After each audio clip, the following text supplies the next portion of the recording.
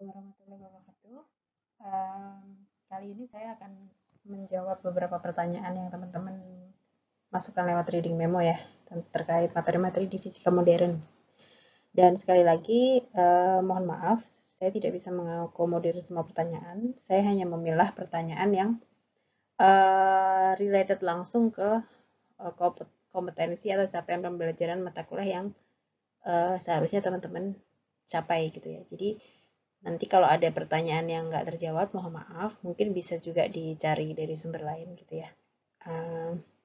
Kalau masih penasaran. Oke, saya lanjutkan. Jadi ini saya bagi menjadi 4 ini ya. Cluster pertanyaan menjadi 4 pertanyaan ini. Baik, kita mulai yang pertama dari relativitas khusus. Ada pertanyaan apa aja? Yang pertama ini tentang relativitas Galilean ya. Ini ada pertanyaan tentang bagaimana menentukan batas suatu kecepatan di mana teori klasik tidak relevan. Jadi, ya sebenarnya kalau mau jawaban simpel, ya di mana ketika ada suatu kecepatan partikel melebihi kecepatan cahaya ketika pakai teori klasik, maka itu sudah tidak relevan. Karena sejauh ini yang terobservasi memang belum ada suatu partikel yang kecepatannya melebihi kecepatan cahaya. Oke, selanjutnya yang kedua, sebenarnya apa yang memicu para ilmuwan gitu ya seperti Galileo, Einstein dan lain-lain sehingga merumuskan teori relativitas. Masalah yang ingin diselesaikan apa? Jadi sebenarnya lebih ke kalau zaman-zamannya Newton, Galileo itu kan dulu masih mencari penjelasan dari fenomena sekitar ya yang dialami. Sebenarnya penjelasannya apa sih? Apakah ada keteraturan gitu. Misalnya kalau misalnya Newton hukum tentang gravitasi, apel jatuh. Ada nggak sih hukum keteraturan yang bisa menjelaskan fenomena ini gitu? Kok bisa apel itu jatuhnya selalu ke bawah ke bumi gitu ya? Nggak yang dia terlempar ke atas ketika dia terlepas dari tangkainya dan lain sebagainya. Itu kan pengen dicari penjelasan. Yang nantinya juga praktikal juga gitu. Misalnya kita sekarang pakai motor gitu ya. Kita jadi tahu ada konsep, kalau kita sudah tahu berarti ternyata ada hukum yang menyatakan ada konsep, ada percepatan, ada perlambatan, ada energi, kekalan energi. Itu kan jadi misalnya kita tahu ada konversi energi gitu ya. Akhirnya bisa menghitung gitu. Berapa banyaknya bensin yang kita butuhkan gitu kan untuk berjalan 1 km dengan kecepatan sekian. Atau misalnya bannya, ban yang harus teman-teman pakai untuk ban teman-teman itu yang harus dipasang. Itu tingkat kekasaran permukaannya harus seberapa sehingga efektif kalau pas teman-teman ngerem. Bahkan ketika hujan jalanan licin, teman-teman resiko tergelincirnya tuh minim gitu. Nah, itu harusnya kekasarannya bagaimana gitu kan. Itu kan bisa digali. Yang akhirnya bermanfaat bagi kita gitu. Pun juga Einstein ternyata loh, kok ternyata dia menemukan bahwa si transformasi Galilean ini tidak sesuai dengan observasi bahwa tidak ada kecepatan yang melebihi kecepatan cahaya. Tapi ketika transformasi Galilean ini dipakai untuk kecepatan-kecepatan mendekati kecepatan cahaya, kok bertolak belakang sama fenomena yang terobservasi gitu. Kemudian cari penjelasannya, gitu kan? Yang akhirnya ini banyak dipakai di misalnya kita perlu uh, akselerator partikel gitu ya, yang memang tidak kita pakai sehari-hari ya, mahal juga ya, nggak mungkin. Tapi itu dipakai penelitian yang produk dari kajian melalui lab itu pun kita bisa nikmati sehari-hari gitu kan mungkin tentang partikel dan lain sebagainya. Ya itu aja sih. Jadi curiosity itu perlu kita kedepankan. Itu spiritnya di situ kalau kita jadi ilmuwan. Yang nanti suatu saat mungkin dia akan bermanfaat ketika kita menemukan penjelasannya, bisa mencari penjelasannya, atau dengan observasi kita menemukan suatu konfirmasi melalui eksperimennya, gitu kan? Itu kan jadi nanti established, terus bisa kalau kita sudah fundamentalnya sudah paham perilaku-perilaku apa yang ada di alam ini, itu kan kita bisa manfaatkan juga untuk sesuatu yang lebih praktikal terkait kehidupan manusia ataupun lingkungan dan lain sebagainya. Seperti itu. Lalu yang selanjutnya, apa yang menjadi dasar dari waktu Galilean relativity absolute ini ya. Ya, apakah ini bergantung pada jarak pengamat? Kalau jarak pengamat enggak ya, kalau sama-sama diem ya pasti bersamaan, kanan sama kiri, kalau bareng ya bareng semua gitu kan. Atau hanya gerak dari observer saja, jadi lebih ke gerak, dan itu ketika kecepatannya mendekati kecepatan cahaya. Soalnya kalau kecepatan kita sehari-hari, ya kecepatan cahaya petirnya itu, misalnya yang pakai contoh kasus ini, pakai kecepatan cahaya, sama aja kita ngerasanya dalam waktu yang bersamaan mereka nyampe ke kita. Tapi kalau si observernya gerak dengan kecepatan mendekati kecepatan cahaya, maka ya ceritanya lain gitu kan. Ceritanya ya akan terdeteksi waktu yang berbeda antara petir depan sama petir belakang. Yang tadi itu coba di ini ya, di relate ke gambarnya yang di buku. Kalau ada yang bingung penjelasannya. Oke, saya lanjutkan. Jika satu benda atau partikel dipercepat terus-menerus pada ruang hampa, apakah kecepatannya dapat mendekati kecepatan cahaya? Ya, theoretically iya bisa. Dan itu yang dipakai di akselerator partikel ya. Jadi kan nggak mungkin suatu elektron dipercepat di suatu akselerator itu pertamanya dia udah cepat duluan, pasti diakselerasi dulu, muter-muter dulu ya. Makanya biasanya akselerator partikel itu kalaupun harus di shutdown suatu saat, itu ada jadwalnya khusus, nggak bisa setiap saat. Karena kan energi untuk mencapai kecepatan partikel yang diinginkan, yang mendekati kecepatan cahaya itu kan pasti sangat besar. Jadi mendingan dibiarin nyala daripada mulai dari awal. Terus ini mengapa pada fisika modern waktu sering disebut sebagai dimensi keempat ya, ternyata karena waktu itu tidak absolut. Waktu itu mendefinisikan gerak suatu bendanya itu sendiri. Bahwa ternyata yang nanti kita pahami ada konsekuensi dilatasi waktu. Ternyata waktu itu nggak absolut. Makanya dia dimasukkan ke uh, ke suatu koordinat ya yang kita sebut dimensi 4 itu untuk sama-sama menjelaskan gerak bendanya. Mungkin kalau teman-teman yang di fisika nanti belajar teori relativitas lebih lanjut bisa menggali lebih dalam di sana. Bisa tanya ke dosen yang memang fokus mengajar ini gitu. Untuk sementara itu dulu. Terus, apakah sebuah partikel material haruslah selalu memiliki laju yang lebih kecil dari laju cahaya? Dan sebuah partikel tak bermassa harus selalu bergerak dengan laju persis dengan laju cahaya? Jika demikian, bagaimana partikel tak bermassa seperti foton dapat laju ini? Jadi yang pertama saya jawab dulu, yang terobservasi selama ini demikian. Jadi partikel ini kalau misalnya sangat ringan gitu ya, sangat ringan mendekati nggak bermassa, itu dia lebih mendekati kecepatan cahaya seperti itu. Jadi kadang-kadang di sesuatu di alam itu ada yang sudah given ya, karena given itu tidak dibuat, jadi how-nya kita juga nggak tahu. Maksudnya kayak ini pertanyaan, bagaimana partikel tak bermassa seperti foton mendapatkan laju ini? Ya, selama ini belum ada observasi yang menemukan bahwa foton itu tidak bahwa foton itu diam, pasti foton itu bergerak, karena dari mulai radiasi yang kita bahas kemarin, ketika kita menstimulasi suatu radiasi gelombang elektromagnetik, itu pasti dia menjalar gitu kan, pasti dia bergerak. Nggak pernah ada foton yang diam, kecuali energinya diserap partikel lain dan akhirnya fotonnya itu energi dipakai partikel lain. Tapi ketika foton itu tetap menjadi foton, pasti dia bergerak gitu. Bagaimana mendapatkan laju itu? Ya observasinya udah given seperti itu kita dapatkan. Ya jadi kita terima aja dari observasi sama ini belum pernah ditemukan foton yang diam. Gitu. Ya mungkin kalau nanti lain lagi entah bagaimana ya. Selanjutnya, apakah partikel ini, ya partikel seperti ini tidak dapat bertolak dari keadaan diam dan dipercepat? Ya enggak, karena ya memang dia seperti itu ya, sudah dari sonanya bergerak pakai kecepatan C ketika di vakum atau di udara. Tapi kalau misalnya masuk material, kemarin dia mungkin mengalami perlambatan, tapi itu pun karena proses diserap, dilepas yang seperti kita bahas kemarin. Bagaimana kalau V di tengah-tengah? Artinya setengah C gitu ya. Setengah C itu masuk mendekati kecepatan cahaya karena masih 1,5 kali 10⁸ meter per sekon itu masih sangat besar.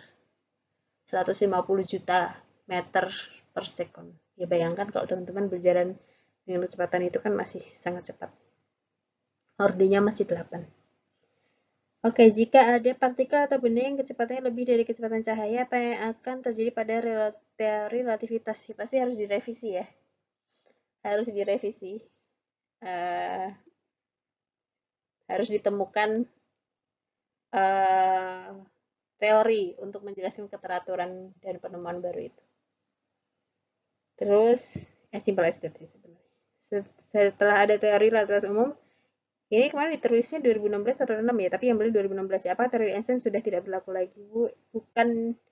Bukan ditemukan relativitas umum pada tahun 2016 ya, tapi lebih ke Einstein. Ini mencetuskan teori relativitas umum di 1916. Dan itu belum ada buktinya. Dia mengatakan bahwa ruang dan waktu itu eh, apa namanya gravitasi itu sebenarnya kelengkungan ruang dan waktu itu ya. Itu belum ada buktinya. Yang kita pahami dulu gravitasi itu interaksi antara dua benda bermassa. Gitu kan. Ada interaksi kayak elektron gitu kan. Tapi ternyata di yang waktu ini karena dia kelengkungan ruang dan massa, kadang bisa melar.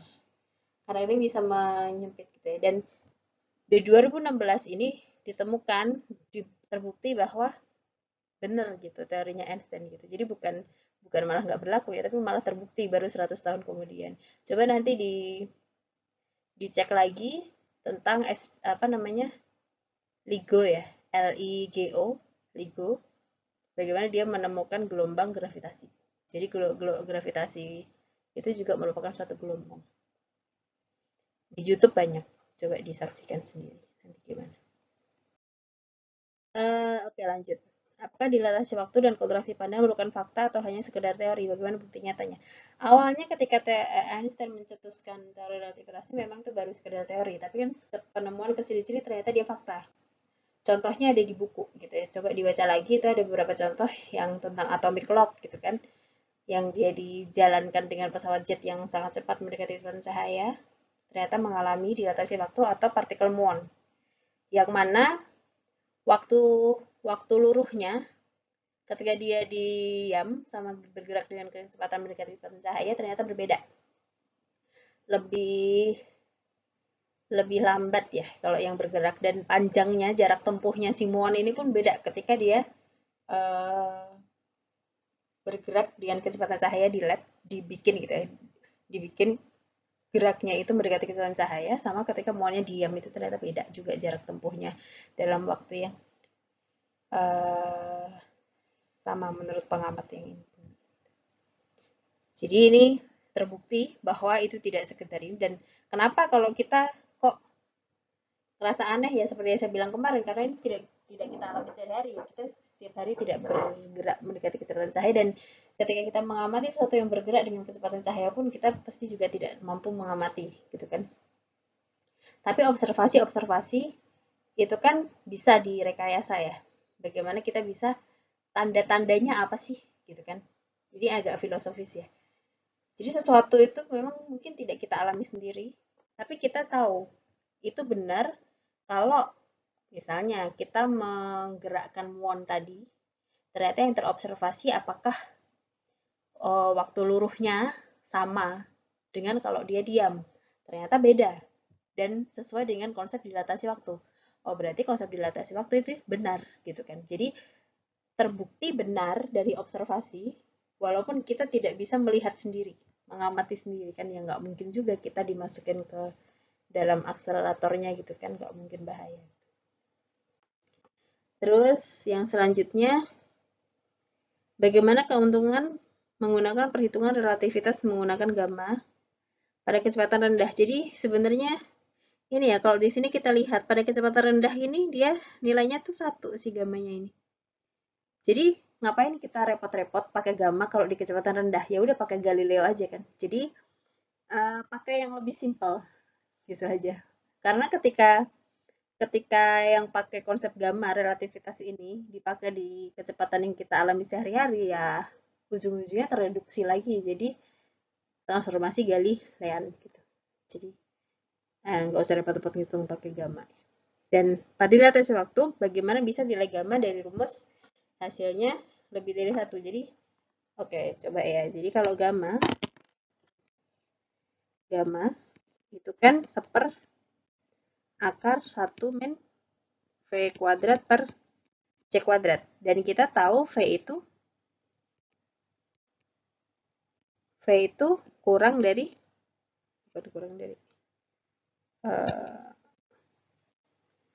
V itu kurang dari kecepatan cahaya. Berarti hasil dari suku ini, kalau penyebutnya lebih besar, dan dia kuadrat lagi kan, berarti kan nilai V kuadrat per C itu pasti dia kurang dari 1. Ya enggak? Karena nilainya kurang dari 1, berarti akarnya ini akar positif. Jadi 1 dikurangi sesuatu yang kurang dari 1. Berarti kan hasil dari ini juga kurang dari 1. Akar sesuatu yang kurang dari 1 itu kan sangat kecil. Jadi hasilnya ini itu juga kurang dari 1. Nah, kalau kembali lagi ke gamma ini ya. Gamma ini berarti nilainya adalah 1 dibanding sesuatu yang jauh kurang dari 1. Berarti nilainya pasti lebih dari 1. Gitu. Ini pasti lebih dari 1. Nah, ini. Oke, semoga bisa dipahami. Oke, lanjut ya. Jadi ini mengapa panjang tongkat L diukur oleh pengamat di bumi lebih pendek daripada LP karena faktor ini. Oke, coba saya jelasin pakai persamaan lagi ya. Jadi kita punya di dilatasi waktu itu ada LP kali gamma gitu kan. Per gamma. Jadi LP kali akar 1 min V kuadrat per C kuadrat. LP dikali dengan suatu akar yang nilainya itu kurang dari 1. Akar ini kan hasilnya nanti kurang dari 1. Berarti kalau sesuatu bilangan dikalikan sesuatu yang kurang dari 1, hasilnya pasti si L-nya ini lebih kecil. Sehingga diperoleh nanti pasti hasilnya L ini panjang yang gerak itu dia pasti lebih kecil daripada yang dia diam. Gitu.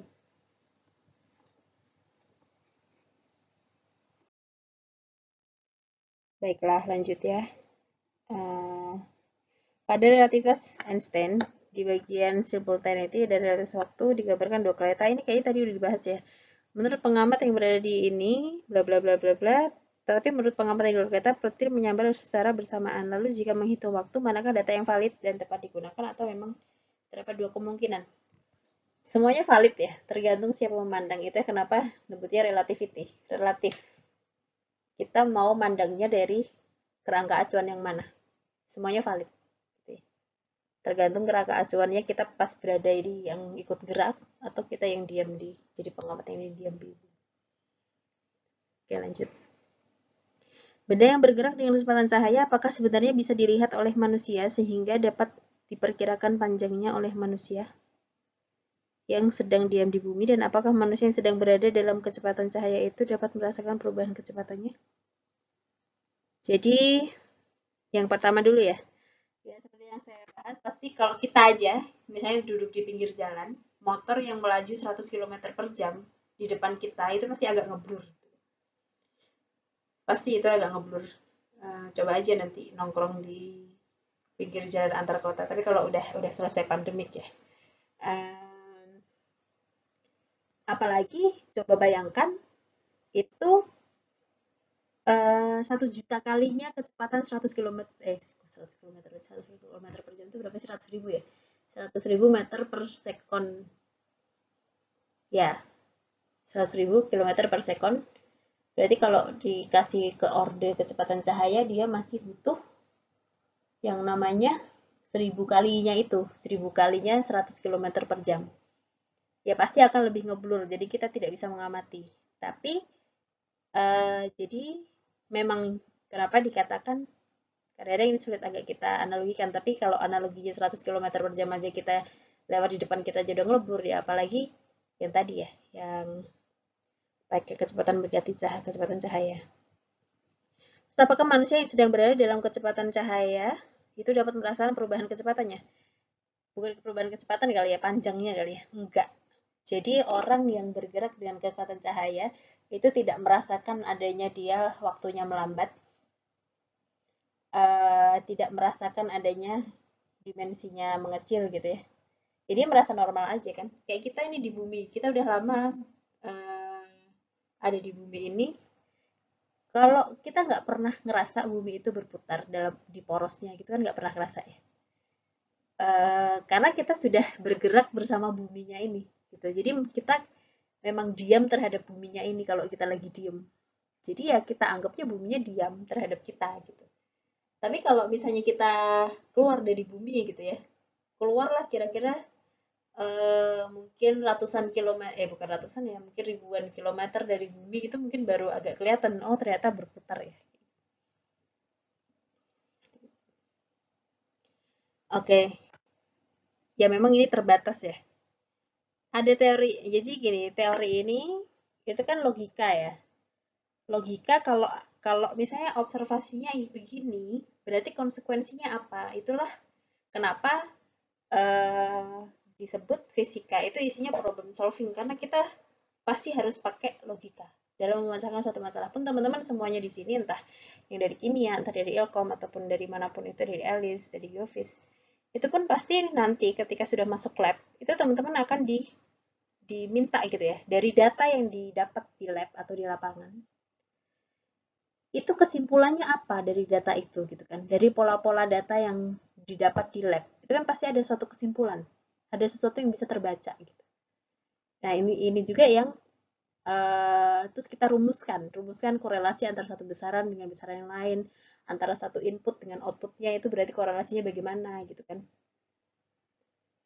Itu pun yang dilakukan oleh ilmuwan-ilmuwan ini gitu di fisika modern. Oke. Nah, ini pada kasus mohon dijelaskan bahwa sebagian mohon mencapai permukaan bumi, namun tidak dijelaskan kenapa mohon yang tidak mencapai permukaan bumi. Jadi mohon itu dia bisa decay, bisa meluruh. Yang nanti kalau kita belajar inti gitu ya, dia bisa meluruh dan jarak tempuh luruhnya itu kalau dia diam itu sekitar 660 meter. Itu dia luruh. Sementara sesuatu yang bergerak biasanya muon ini kan terdapat di kosmik ya, luar angkasa. Untuk mencapai atmosfer bumi kalau muon yang ringan-ringan itu kan butuh berarti meluruhnya kan sangat cepat ya. Padahal kita kan apa ratusan kilometer ya mungkin ya untuk sampai ke batas atmosfer dan lain sebagainya atau ribuan kilometer saya lupa. Ya itu kan jelas-jelas sudah nggak nyampe ke bumi gitu kecuali muon yang sangat berat kan. Jadi dia belum habis ketika sampai di permukaan bumi ketika meluruh.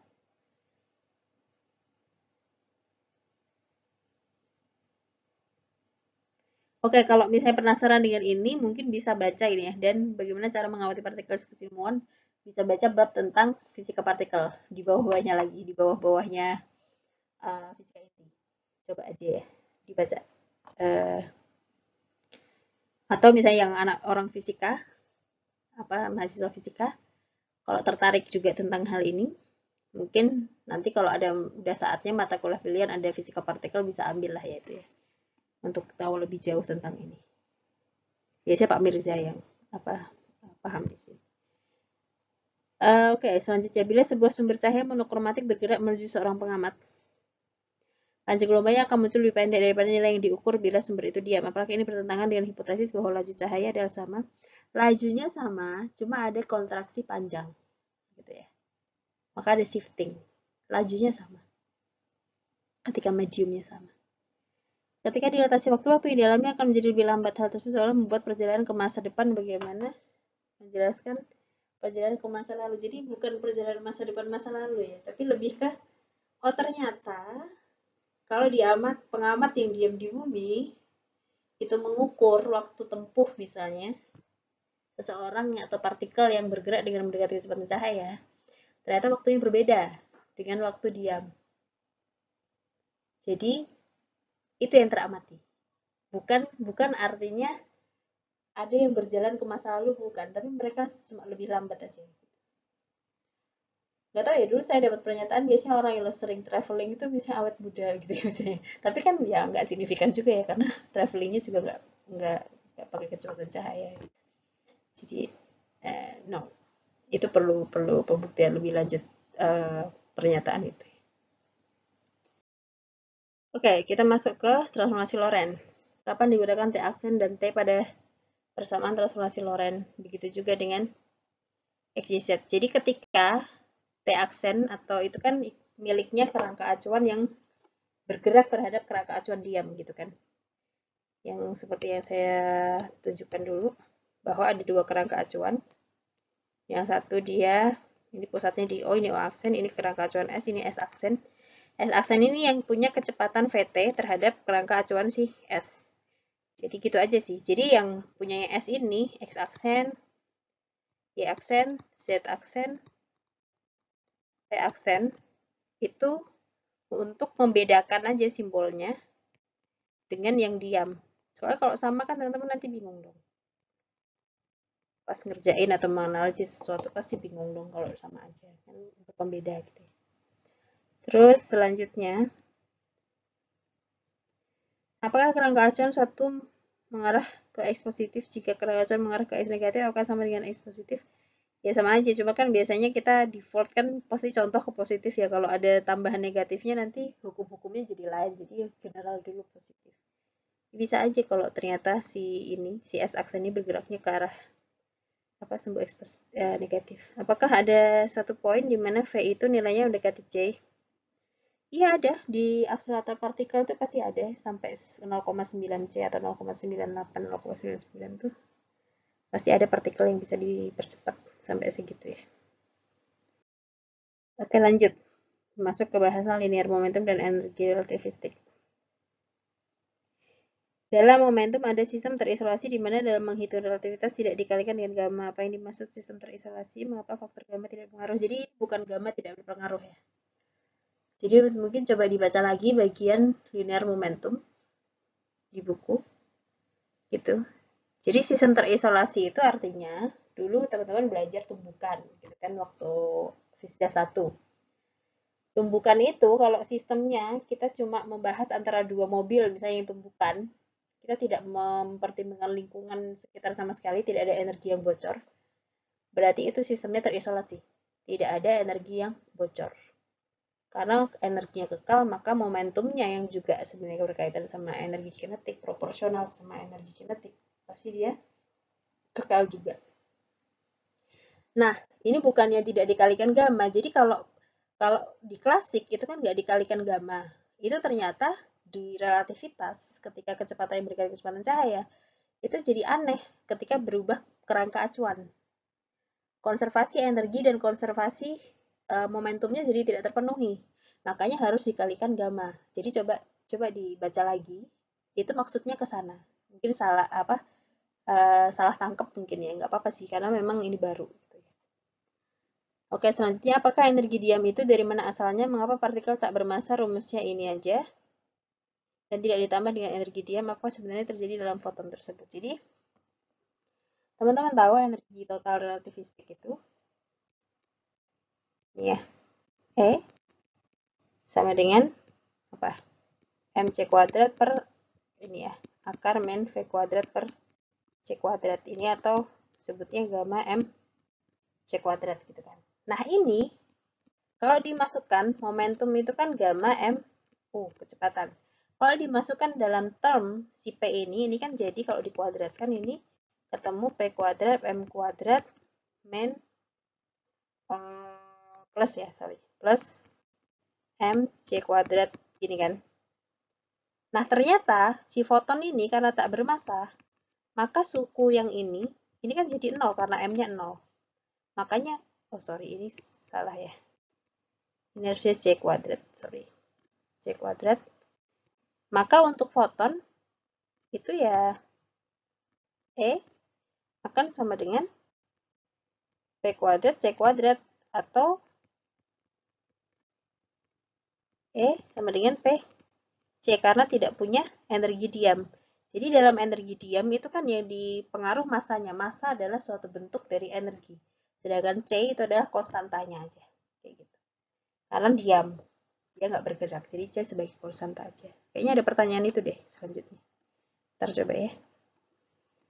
Teori relativitas menerapkan batas pada laju yang dapat ditempuh atau dimiliki suatu partikel, yaitu kecepatan cahaya. Apakah juga ada batas energi dan momentum? Ya, energi dan momentum yang dibahas di relativitas ini kan energi kinetik. Itu kan berkaitan dengan kecepatan, momentum juga berkaitan dengan kecepatan. Ya pasti batasnya adalah ketika kecepatannya sama dengan C.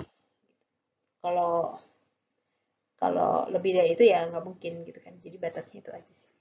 Persamaan energi ini kalau dimasukkan itu pasti V-nya itu harus C, ini V-nya ini. Nah, itu baru sama apa namanya? Batasnya maksimum gitu ya. Oke, kenapa pada grafik perbandingan kalkulasi antara relativistik ini ya? Dan relativistik energi kinetik dari sebuah partikel bergerak, perhitungan menggunakan persamaan relativistik ini selalu benar bahwa V selalu. Jadi ya bukan benar ya, tapi diobservasi bahwa ternyata energi relativistik itu kalau kita pakai teori relativitas itu benar bahwa kecepatan suatu partikel itu tidak ada yang melebihi kecepatan cahaya. Sesuai. Tapi ketika pakai klasik, pakai yang K biasa ini, ternyata dia kalau diterusin ini terus infinity ke sana gitu ya, tak hingga. Kecepatannya bisa tak hingga, energinya bisa tak hingga. Padahal ternyata yang terobservasi enggak, dia mentok di C sini. Dia mentok aja di C, nanti dia terus lurus aja terus sampai dia itu sama dengan C aja di satu ini. Dia di sini udah lurus ke atas aja. Nggak pernah melebihi C. Tapi kalau di sini dia nggak hingga nanti ke sana terus. Gitu. Oke. Ada energi relativistik E0 yang energi diam ya, C sebagai kecepatan cahaya dalam ruang hampa. Mengapa energi diam dipengaruhi juga dengan kecepatan cahaya? Jadi C-nya ini sesuai yang teman bisa baca di buku, dia berperan sebagai konstanta, bukan kecepatan di sini.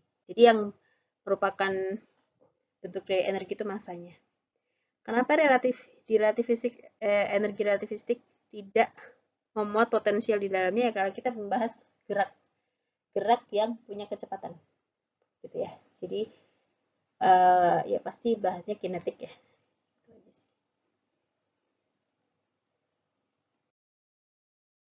Sekarang masuk ke bahasan pengantar kointerrelasi kuantum mekanik, kuantum fisik ya, fisika kuantum. Lanjut ya. Pertama tentang bahasan black body radiation and Planck's hypothesis. Apakah benda hitam dapat menerima dan memutarkan energi termasuk bersamaan? Well, dia menerima energi. Dia menerima ya, menyerap radiasi elektromagnetik yang kemudian dia pancarkan lagi kalau ada yang keluar dari benda hitam. Itu panjang gelombangnya tergantung suhunya. Gitu. Dimana kemarin kita sudah bahas bahwa suhunya semakin tinggi berdasarkan persamaan Planck itu ya. Berarti mengindikasikan ada energi yang lebih tinggi. Atau panjang gelombangnya lebih kecil. Apa contoh benda hitam dan tersusun dari benda hitam dan tersusun dari apa? Kita pun benda hitam ya, karena kita kan seperti yang saya bilang kemarin, sebenarnya tubuh kita ini memancarkan radiasi infrared di suhu kamar. Karena kalau misalnya teman-teman kan, misalnya pernah ke suatu bangunan atau di hotel gitu ya, yang lampunya otomatis ketika kita masuk dia nyala sendiri. Itu kan sebenarnya pakai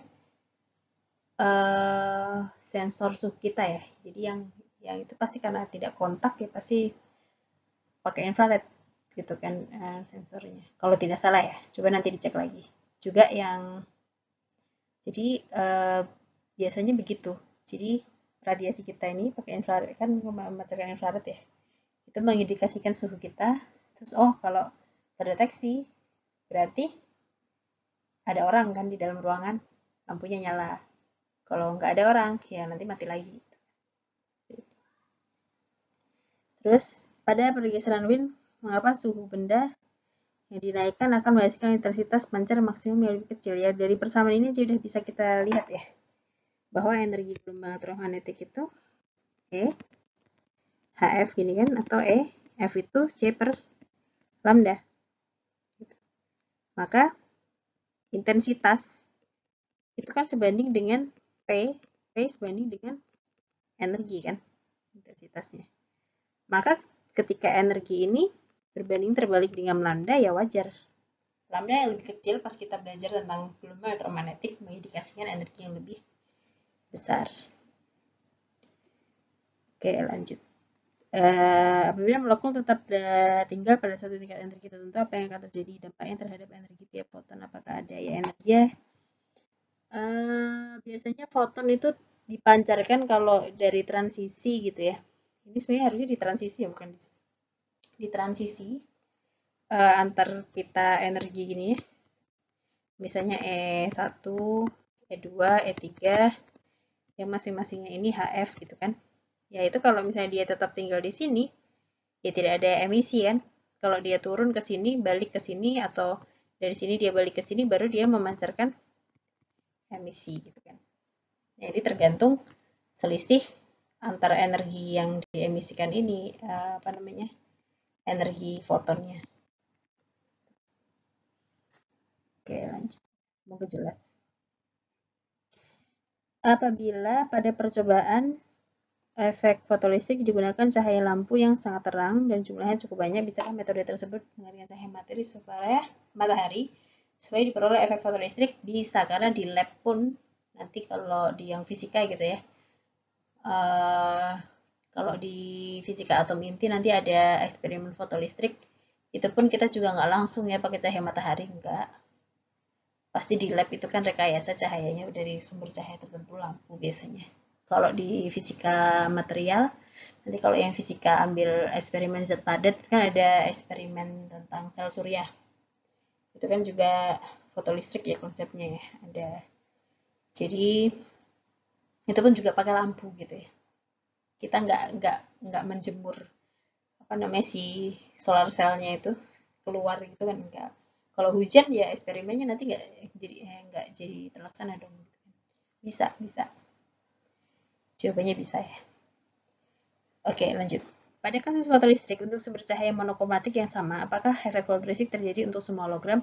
Ya enggak, kalau energinya monokromatik dan dia ternyata frekuensinya kurang dari frekuensi ambang atau cut off frekuensi, ya nggak akan ada elektron yang terlepas dari logamnya kan.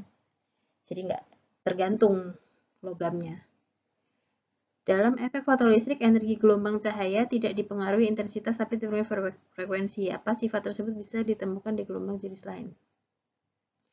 Saya nggak tahu maksud gelombang jenis lain itu apa. Yang jelas, frekuensi ini merupakan bentuk dari energi, gitu kan. Kalau dia melebihi frekuensi ambang, yang artinya energi yang diberikan tuh melebihi energi fungsi kerjanya ya, kan berarti bisa tercungkil dan elektronnya punya energi kinetik. Kalau misalnya enggak ya kan tercungkil aja, enggak terlepas ikatannya dari atomnya aja enggak gitu elektronnya gitu kan. Ini jadi saya enggak tahu maksudnya gelombang jenis lain itu apa. Yang jelas dia di sini dalam efek fotolistrik ini cahaya lagi berperan sebagai partikel. Oke, kenapa pada saat ini ya percobaan ini ya? Delta V maksimum ini delta V-nya harus juga mengalami maksimum, tetapi kenapa saat semua elektron yang dipancarkan dari E dan C harus tidak dapat meningkat? Jadi kalau misalnya nih, ketika V-nya ditambah, itu kan pasti beda potensialnya semakin bertambah. Itu kan energinya, energi listriknya itu semakin besar. Berarti kan I-nya juga akan terpengaruh juga semakin besar. Semoga bisa dipahami. Dan semoga juga benar ya. Terus, nah tapi kalau misalnya dia pada satu saat semua elektron udah dipancarkan nih dari emitter ke kolektor, ya kan berarti kan semua elektron yang bisa dicungkil istilahnya ya. Dicungkil dari sini kan sudah ke sini semua. Maka arus ya akan segitu-gitu aja. Karena kita kan tahu arus itu kemarin apa? Arus itu kan jumlah muatan yang mengalir tiap waktu. Gitu kan. Ya kalau muatannya udah nggak ada yang nambah lagi yang mengalir, ya arusnya akan tetap gitu kan. Karena semua yang tercungkil sudah lewat gitu ya, udah nggak ada bisa ditambah lagi gitu. Terus lanjut, ketika suatu foton menyerap energi, apa foton tersebut memiliki batas untuk menyerap energi? Jadi di sini yang menyerap energi itu partikel. Di sini kalau dalam efek fotolistrik itu elektron, bukan fotonnya ya. Gitu. Jadi fotonnya ini ketika berinteraksi dengan elektron, dia energi akan diserap. Untuk dia elektronnya bisa melepaskan ikatannya. Kalau F-nya melebihi frekuensi cutoff. Apakah foton dan intensitas cahaya adalah suatu kesatuan atau hal yang berbeda? Jadi gini, intensitas cahaya itu hubungannya dari banyaknya foton yang mengalir dalam satu waktu tertentu. Jadi kayak arus tadi. Arus itu banyaknya muatan yang mengalir dalam satu waktu tertentu. Intensitas juga gitu. Jadi semakin besar intensitasnya berarti semakin banyak dalam satu detik gitu foton yang kena, mengenai atau nembak si logamnya itu ya. Itu aja. Makanya elektronnya juga dalam satu waktu lebih banyak yang tercungkil. Makanya berhubungan sama arus. Nah, bagaimana cara frekuensi cutoff dalam elektristik lebih mendukung proses partikel cahaya daripada teori gelombang? Ini maksudnya adalah ketika gelombang itu kan harusnya diserapnya secara kontinu. Kayak misalnya nih, kita gelombang, misalnya gelombang radiasi yang berlaku sebagai gelombang gitu ya. Dia punya energi termal. Lama-lama kalau kita disorot nih, misalnya laser ya, laser terus kita, tapi jangan pernah dicoba ya, ini umpamanya aja.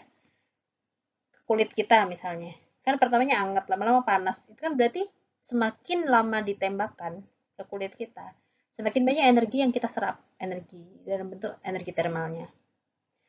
Tapi ternyata enggak. Yang ada, mau selama apapun disorotkan ke logam, itu cahaya, itu kalau frekuensinya kurang dari frekuensi cutoff, ya nggak ada elektron yang tercungkil. Gitu. Harusnya kalau si cahayanya berperilaku sebagai gelombang, lama-lama energi itu akan terakumulasi di elektronnya. Ketika semakin lama disorotinnya, lama-lama elektronnya punya energi yang cukup untuk lari dari logamnya gitu ya, lepas dari logamnya.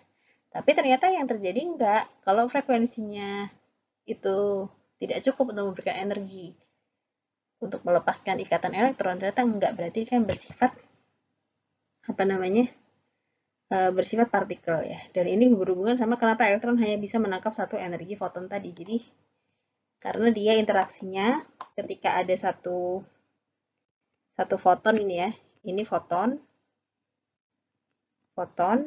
misalnya ini elektron. Ya, ketika dia nembak ke sini elektron, ya energinya ini sama dengan HF, itu akan diserap sih elektron ini. Satu aja. Nanti foton yang lain, foton tetangganya gitu ya, foton 2 misalnya, ini foton 1, ini elektron 1, maka akan nabraknya ke elektron satunya. Interaksi partikel kan begitu ya.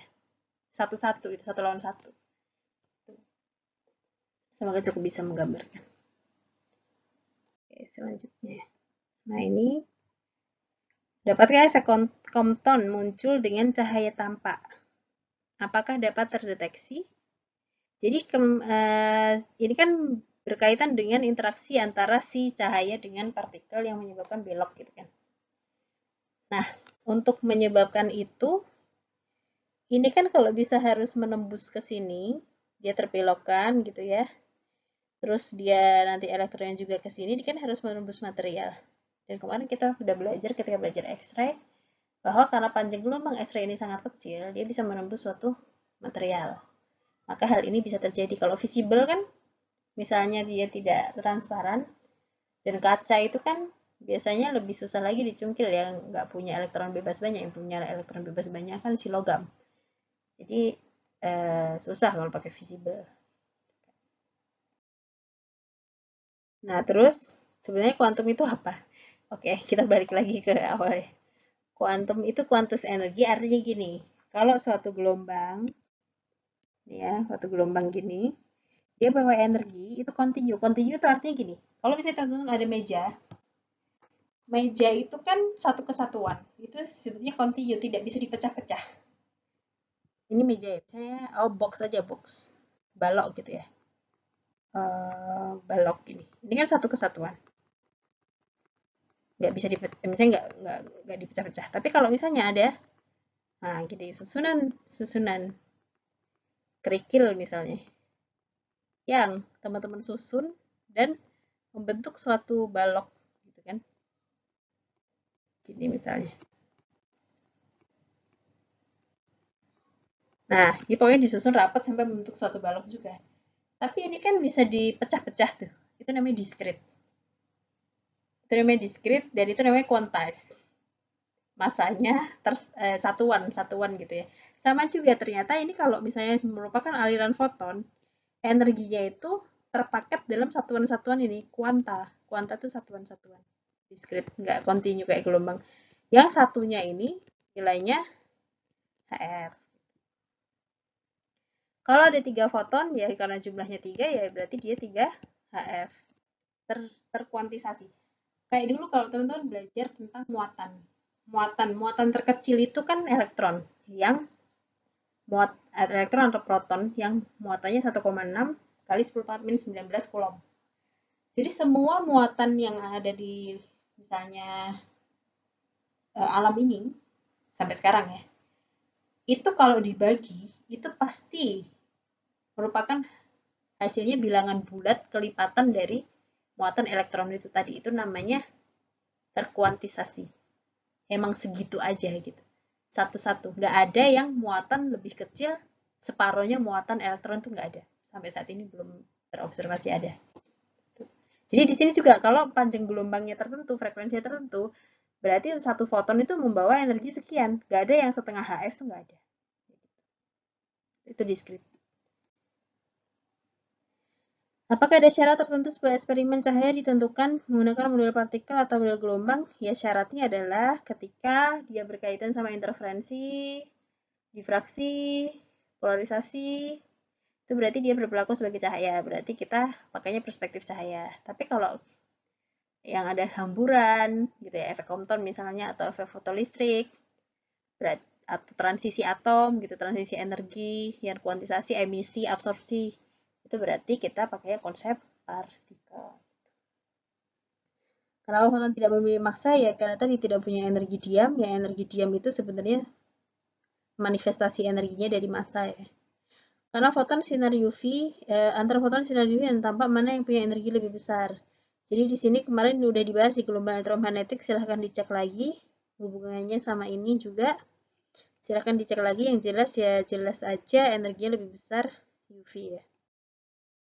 Oke, ini tentang kuantum partikel. Apakah dengan pernyataan bab 40 ya, ada pernyataan bahwa sifat-sifat partikel dibangun dari gelombang adalah kumpulan gelombang yang bertransformasi jadi partikel, ya seperti ini. Kenapa sifat partikel dapat dibangun dari gelombang? Jadi kalau di buku kan dijelaskan ya bahwa partikel yang ideal itu dia terlokalisasi. Partikel itu kalau ideal dia bisa ya udah di situ aja gitu, terlokalisasi. Letaknya emang di situ dan dia diam aja di situ gitu kan. Tapi kalau gelombang yang ideal, dia ini menjalar terus begini tanpa henti. Nah, sebentar saya ganti pointer. Menjalar gitu terus tanpa henti gini. Jadi dia tidak terlokalisasi di satu tempat gitu, tapi dia menjalar terus. Nah, ternyata kalau misalnya ada dua gelombang yang seamplitude tapi beda frekuensi ya, artinya akan ada fase-fase yang berbeda di antara dua gelombang ini, akan ada region-region atau daerah-daerah yang seperti ini, terlokalisasi. Yang dia ini sebenarnya partikelnya. Seperti itu. Pada penjelasan fisika kuantum, apakah hanya berlaku pada atom saja atau partikel lain yang ukurannya sangat kecil? Ya jelas partikel lain berukuran sangat kecil ya. Atom itu tersusun dari partikel-partikel, ada elektron, ada yang lainnya, itu pun juga berlaku gitu ya. Jadi nggak cuma atom aja. Masuk ke fisika atom. Apakah berlaku gaya sentripetal pada elektron yang memiliki inti? Bisa dibaca lagi ya jelas berlaku ya, karena dia ada gerakan melingkar. Karena pada persamaan Balmer mulainya dari 3, nggak mulai dari 1, 2 gitu ya. Ya karena persamaan ini yang bisa menjelaskan spektrum apa namanya? Spektrum emisinya gitu. Jadi sebenarnya ini tidak punya dasar teori, hanya oh ternyata bisa menjelaskan tuh panjang gelombang yang terdeteksi lewat spektrum emisi. Pun juga deret-deret lain kayak pasien, terus deret Lyman, bracket gitu juga ya, sama gitu. Dan akhirnya nantinya bisa dijelaskan pakai teori model Bohr. Coba dicek lagi kaitannya sama transisi atom. Nah, ini ada Kenapa para ilmuwan tidak bisa melakukan pengukuran letak elektron secara pasti? Ya, jadi kalau di buku kita baca, dia kan sebenarnya lintasannya nggak flat 2 dimensi gitu ya. Seperti yang kita lihat di model-modelnya Balmer dan lain sebagainya. Tapi lebih ke ada satu inti, elektron itu bisa berada di mana aja di 3 dimensi bola itu yang mengelilingi inti gitu kan. Dan itu kan karena geraknya juga sangat cepat, kita kan juga nggak mungkin tahu posisinya secara tepat pada itu kan, tadi kita terbatas tuh ya. Makanya yang ada probability yang dipakai itu. Penjelasan sederhananya seperti itu. Mungkin nanti kalau teman-teman yang fisika belajar kuantum lebih lanjut bisa belajar lagi tentang prinsip probabilitas ini dari persamaan gelombangnya dan operasi persamaan Schrödinger. Oke, apa ide utama dari teori bilangan kuantum pada orbital? Jadi, ini ya, jadi 3 dimensi yang bola, maka dia kan dijelaskannya pakai koordinat bola ini, R, theta, V. Kalau bingung koordinat bola apa, mungkin bisa dicek-cek lagi di koordinat-koordinat nanti di buku-buku mekanika dan lain sebagainya gitu ya. Mekanika yang lebih lanjut maksudnya. Dan kalau dalam Cartesian kan X, Y, Z, gitu kan. Tapi karena dia tadi kayak seolah-olah kalau tak gambar gini ya, bola yang melingkupi 3 dimensi, maka kita pakainya koordinat polar atau koordinat bola seperti ini. Akhirnya, yang ternyata R ini merupakan kalau dioperasikan ke persamaan Schrödinger gitu ya, itu merupakan korelasinya sama bilangan kuantum utama N yang merepresentasikan level-level energi tadi. Kalau ini yang muter ini sudut antara sumbu Z sama apa namanya R-nya ini. Kalau di grafik ini ya. Theta itu sudut antara sumbu Z sama si garis R radiusnya ini. Itu dia merupakan ternyata setelah dioperasikan ya berhubungan sama bilangan kuantum orbital yang nanti berhubungan sama momentum sudutnya L. Coba nanti dibaca di Physical Interpretation of Quantum Numbers gitu ya, di buku ada. Nah ini ketika dioperasikan, ini hubungannya sama ML, ya nanti hubungannya sama arah vektor L-nya karena suatu medan magnet. Ada, karena misalnya ada dikasih medan magnet, ternyata arah vektor L-nya ini tergantung ya, tergantung bisa kemana aja itu, kemungkinannya kemana aja itu bisa dijelaskan pakai bilangan kuantum magnetik ini.